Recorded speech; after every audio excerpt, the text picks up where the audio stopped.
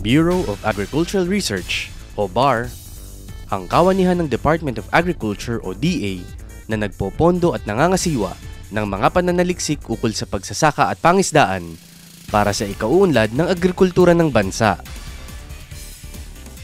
Ang misyon ng DA BAR ay ang makamit ang seguridad sa pagkain at malabanan ang kahirapan sa pamamagitan ng isang sektor ng agrikultura na nakabase sa teknolohiya. Isa sa mga programa ng DA BAR ay ang R&D Facilities Development Program. Kabilang sa programang ito ay ang Institutional Development Grant o IDG. Isang halimbawa ng IDG ay ang Dapayan Tesirib. Ang Dapayan Tesirib is an Ilocano term. Medyo malalim na salita yon. Dapayan, ibig sabihin ay isang lugar na kung saan ay pumupunta ang mga tao and they converge together at yun ang lugar na yun ang kanilang ginagamit na paraan para makapag-usap-usap sa mga bagay-bagay tungkol sa isang community.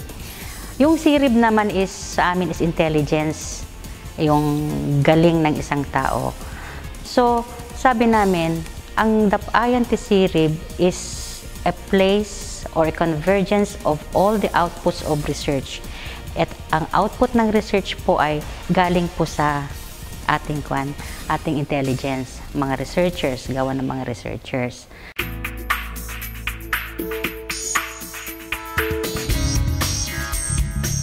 Ang objectives ng project na ito ay ipakita namin yung mga products of research, outputs of research like mga technologies, tungkol sa mga crops available dito sa Ilocos Region.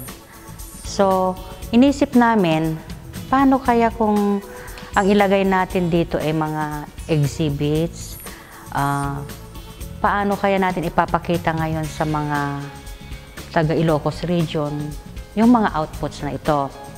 So, ang ginawa namin is nag-conceptualize kami.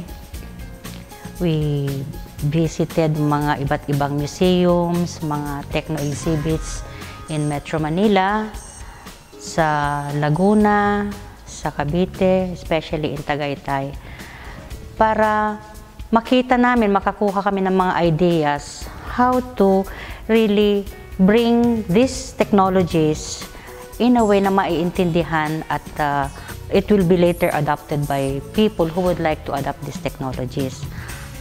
Ang target, the clients namin originally would be the farmers, but then sabi namin, why not include also students, high school students and college students, and even researchers, and even also other people in the community. Ang Dapayan Tesirib ay proyekto ng Ilocos Integrated Agricultural Research Center o ILRAC, ang research arm ng Department of Agriculture sa rehiyong isa. Kasi ang Ilocos Integrated Agricultural Research Center is located in the Don Mariano Marcos State University campus. Malayo ito sa highway, kumbaga malayo sa kabihasnan. And this would be a means where we can tell the people in the Ilocos region na, hey, nandito po ang Ilocos Integrated Agricultural Research Center. Ito po yung mga ginagawa at ito po ang pwede ninyong tularan. May mga nagawa na kaming wall information where we showcase yung mga economic and agricultural activities ng different provinces, specifically mga iba't ibang munisipalidad ng Ilocos Norte, Ilocos Sur, La Union at saka Pangasinan. Meron din kaming nagawang 4 na diorama na pinapakita namin doon yung paano gumawa ng sugarcane vinegar, sugarcane muscovado, lahat yung mga economic activities doon from planting to processing. Ganon din sa rice production, pati rin yung mga pinakbet vegetables doon. Pinapakita kung ano yung mga iba't ibang sangkap ng pinakbet at saka meron din kaming sample doon ng buong pinakbet na luto na. Meron din isang diorama goat production management. Pinapakita namin dito yung mga iba't ibang breeds ng kambing, mga upgraded, mga native, at kung paano inaalagaan ng mga ito. Meron din kami inilagay dito na mga indigenous vegetables, indigenous plants. Gusto kasi namin na hindi mawala itong mga ito sa isipan at kaalaman ng mga tao, lalong-lalo na itong mga bata. Meron pang wall map dyan, ipinapakita rin yung mga iba't ibang animals at saka yung mga parasites na makakaapekto sa kalusugan nila at saka sa production of these animals. Meron din kaming interactive na topographical map showcasing the different agri-ecological zones dito sa Region 1. Starting from sa dagat, papunta sa lowland, then medyo upland, then sa hillyland. Nandun din lahat yung mga activities, economic activities na nakalagay doon sa diorama na yon. Pero meron kaming specific na kiosk, bali back-to-back na kiosk yon, na interactive yon. Nandun yung garlic production management and processing, meron din sa corn production, meron din sa mango production, at saka sa goat management.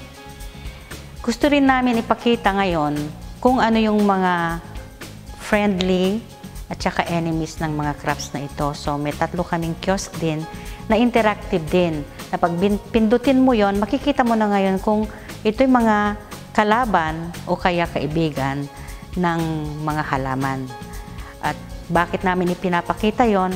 Para malaman ng mga tao na yung mga friendly insects hindi dapat patayin kundi dapat palaguin. At ang control lang po natin ay mga enemies.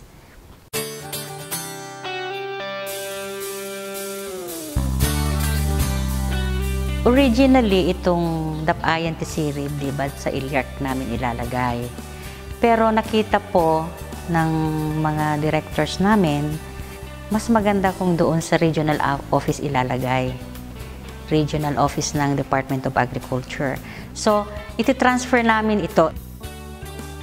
Hopefully, dadagdagan din namin, i-update din namin itong mga information na nakalagay dito.